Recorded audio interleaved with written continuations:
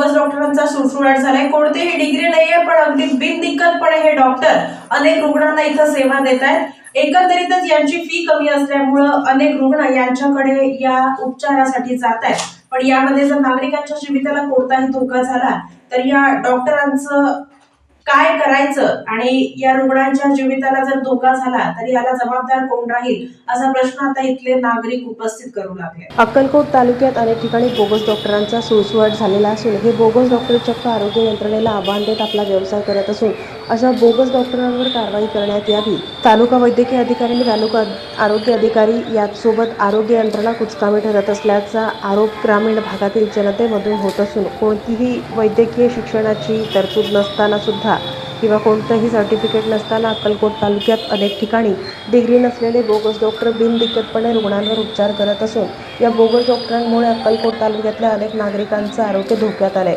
चुकीच्या उपचारामुळे एखादा रुग्ण दगावण्याची शक्यता सुद्धा नाकारता येत नाहीये।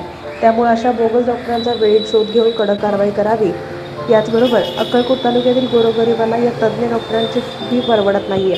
बोगस डॉक्टरांची वैद्यकीय उपचारासाठी फी कमी असल्यानं अनेक रुग्ण उपचारासाठी या बोगस डॉक्टरांकडे जातात। हे डॉक्टर बोगस असल्याचं रुग्णांना सुद्धा कळत नाहीये। शिवाय रुग्ण देखील अशा बोगस डॉक्टरांच्या वैद्यकीय शिक्षणाबाबत अधिक चौकशी करत नाही। त्यामुळं वर्षानुवर्ष बोगस डॉक्टर अक्कलकोट तालुक्यात उघडपणे व्यवसाय करतात।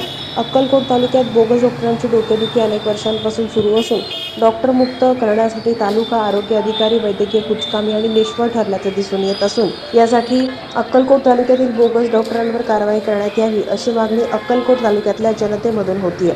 अक्कलकोट तालुक्यातील बोगस डॉक्टरांसंदर्भात जिल्हा परिषदेचे मुख्य कार्यकारी अधिकारी कुलदीप जंगम हे काय भूमिका घेणार याकडे ग्रामीण भागातल्या नागरिकांचं लक्ष लागलेलं आहे।